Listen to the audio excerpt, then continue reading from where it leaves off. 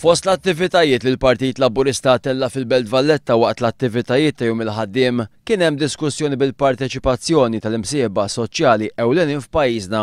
Flimkien ma' rappreżentanti tal-Partit Laburista huma ddiskutew il-proposta tal-Partit Laburista ta' garanzija ta' tagħlim, xogħol u taħriġ.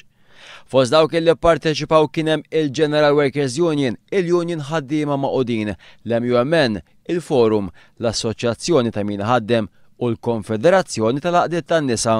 One News kellem dwar is-sinifikat ta' din id-diskussjoni mal-President tal-Partit Laburista, Stefan Zrinzo Azzopardi.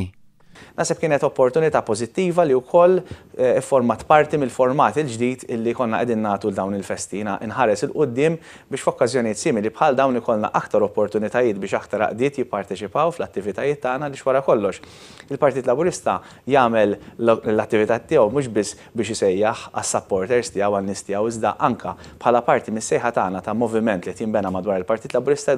Il-Partit Laburista lest li organizza attivitajiet oħra bħal dawn u dan bilha li jkollu l-opportunità li jiddiskuti l-iżviluppi prinċipali illi minnhom ikun għaddej il-pajjiż.